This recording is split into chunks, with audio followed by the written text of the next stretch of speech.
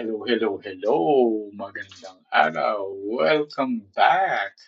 At sa mga bago, welcome to my channel. Ako si Mystico Moreno, or in short, Mismo. At dito sa aking channel, we will manifest love and light sa inyong Tagalog love reading ngayon na mismo.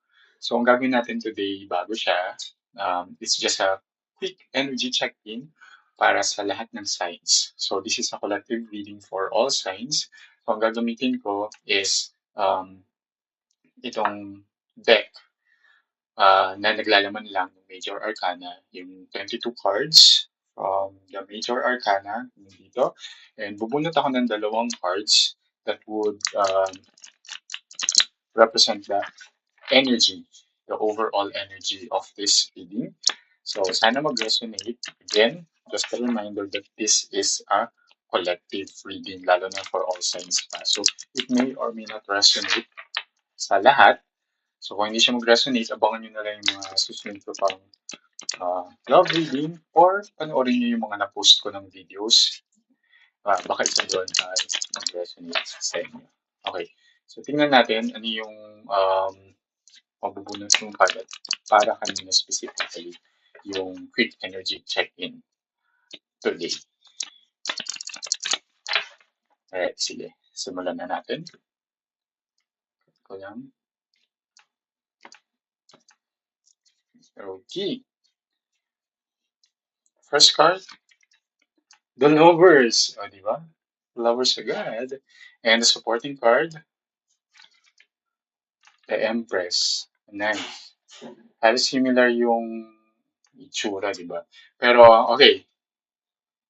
So, obviously, this is a reading para sa lahat ng in love or may special someone at the moment or having a very, very good connection as shown here by the Lovers and the Empress card, which is a card of nurturing love. So much comfort, so much abundance, and yung energy ba na binibigay lahat.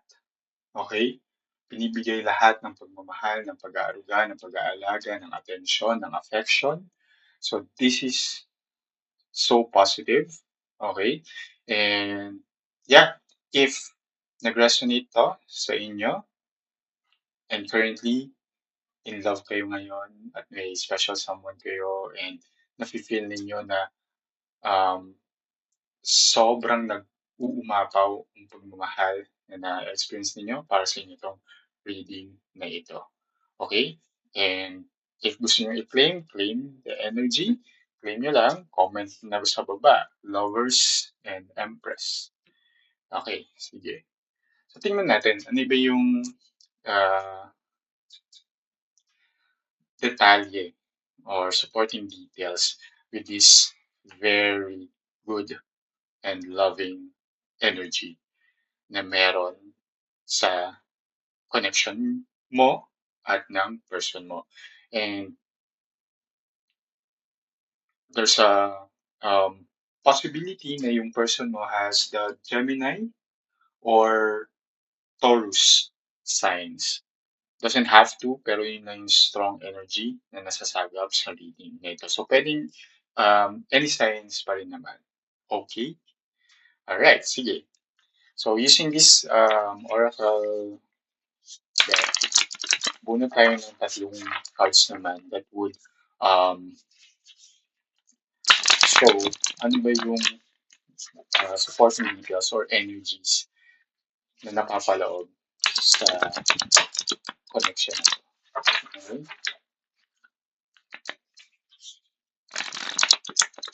At habang binabalasa ko ito, gusto kong magpasalamat sa lahat ng sumusuporta sa akin sa channel. Sobra. Hindi ko rin in-expect na sasuportahan ako, lalo na I'm just a new tarot reader and oracle reader dito sa YouTube. So, thank you. Sana patuloy niyo supportahan. Please like this video. It helps the channel grow. And subscribe na rin kayo. At sa mga Bago dyan, please support my channel. Subscribe po kayo para updated kayo sa mga ipopost pang videos at sa um,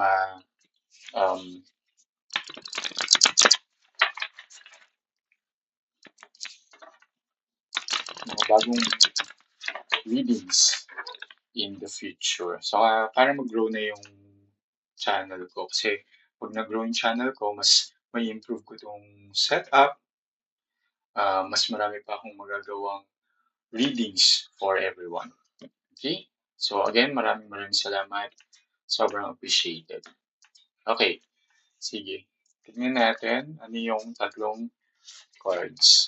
Oh, protection, peace, ganda, and pride. Okay. Tapos halos magkakakulay pa sila, di ba? So, okay. So dito ang sinasabi first is this connection, itong connection mo with your person and this relationship is protected by the universe. Okay? So, huwag mangamba pag may mga problema, issues, which is normal naman talaga sa isang relationship. Kahit um, ito pa yung isa sa parang feeling yung perfect relationship na, diba? Or sa paningin ng iba, it's a perfect couple or alam mo yun, sa tingin ng iba parang walang nangyayaring issue. Pero normal lang siya. Pero ang sinasabi dito is that the universe um, is protecting the two of you. Okay? So, yung protection na yun is uh, helping the connection grow. Okay? And yung mga, alam mo yun, you can move forward sa mga susunod pang um, phases or levels ng relationship ninyo na hindi nyo kailangang mag-worry, magdalawang isip, mag-alinlangan. Kasi alam niyo na whatever decisions din or yung mga next steps or yung mga plans na ipupursue ninyo as a couple ay um, magiging maayos siya. Okay, magiging fruitful siya or kung meron man mga parang rough road ahead, okay, um, it's just part of it for the relationship to even grow and mas maging matatag, di ba? Pero malalampasan din. Okay? Kasi lalo na kitang-kita naman dun sa main energy na the lovers and the empress na mahal din yung isa't isa. There's so much love in the connection. At hindi lang love. Genuine love. Okay, sakto, di ba? Nag-manifest yung, yung um, nakalagay dito. And sobrang, yun nga, sabi ko kanina, umaapaw yung pag-ibig. Kaya, di ba, pag ang dalawang tao, totoong nagmamahalan, di ba? Any challenges na overcome. Alright? And next is there's so much peace in this connection. Ibig sabihin, alam mo yun, kasi nga, tingnan nyo, yung mga plans nyo in the future, di ba nga parang sinasabi dito na hindi nyo na kailangan mag-alinlangan, mag-isip masyado, mag-worry. Because also, at peace kayo sa isa't isa eh. Di ba? Kalmado, walang nagtitrigger na wounds, hindi rin kayo nagtitriggeran sa isa't isa. Um, Very secure, very stable, di ba? Kapag secure ka sa relationship, di ba? At wala kang masyadong iniisip, di ba? You're at peace. You're happy, you're at peace. Walang worries, walang iniisip na, ay, naku, baka may iba siya, or alam mo yun, hindi rin natitrigger yung pagiging, kung man kung seloso or selosa ka man, hindi siya natitrigger. Kasi nga, very stable and you and your person um, are at peace dun sa connection or relationship na meron kayong dalawa. O di ba napakaganda? So, and yung sa pride, ito hindi siya yung ma-pride ako, hindi. Itong energy of pride here is parang sinasabi mo na, 'di ba 'pag when ano ka, you have something na um, ka-proud proud, alam mo yun, yung hindi mo siya pinagyayabang sa iba na parang, "Uy, I have a very loving partner. Uy, ang saya-saya ng relasyon ko. Uy, um, ganito, ganyan."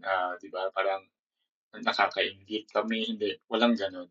Hindi gano'n yung energy. Pero it's still something na parang you're happy and if parang gets mo 'pag nasabihan ka for example ng boss mo na, "Okey, uy, good job, job well done." 'Di ba you have a sense of pride? Parang gano'n din na, sabihin man ng, mga tao or kapamilya, kaibigan, or hindi, na parang, "Uy, ang saya ng relasyon ninyo. Uy, bagay kayo. Uy, nakakainggit kayo. Uy, um, I'm so happy for both of you." Alam mo yun, 'di ba may sense of pride ka na parang, "Ay, oo nga." Parang you feel good. You feel good na and to the point na yung gusto niyo pa together na mas ma-improve pa yung relationship kahit maganda na siya, to begin with. Okay. And ito rin yung 'di ba 'pag yung, proud ka sa isang bagay, kunwari something na ginawa mo or achievement mo, 'di ba you're so excited or sobrang gustong-gusto mo siyang i-share with someone you love, sa family mo, sa friends mo, 'pag lalo na kung wala ka pang relationship dati. Pero ngayon, now that you have this relationship with this person na sobrang loving and caring, 'di ba, anything, mga positive things, mga milestones sa relationship ninyo, gustong-gusto niyong i-share sa isa't isa. So, may gano'ng energy sa connection na 'to, napakaganda. So, if ongoing 'to, claim niyo na energy, and if ito yung gusto niyong i-manifest, just keep manifesting this, connection. Okay, kung lalo na kung nagsisimula pa lang kayo, pero alam niyo sa sarili niyo na mahal niyo isa't isa. Manifest this energy, manifest this reading. Sana nag-resonate. Kasi napakaganda na reading. And I hope na sa lahat, lalo na sa mga um, nagde-desire, okay, ng masaya, um, and peaceful and long-lasting and long-term relationship or love life with your person, I'm sending love and light talaga, and I hope na mag-resonate to sa inyo at mag-manifest sa inyo itong napakaganda, very, very positive, full of love na energy. Okay? Alright. So, maraming salamat muli. Thank you sa lahat ng sumusuporta sa aking channel. Sana patuloy niyong suportahan. I just want to invite everyone to subscribe, like, share, and comment na dito sa reading na ito. Okay, so kita-kits na lang sa susunod ko pang love reading. Ako nga pala, muli, si Mystico Moreno, or in short, Mismo. Kita-kits, ingat!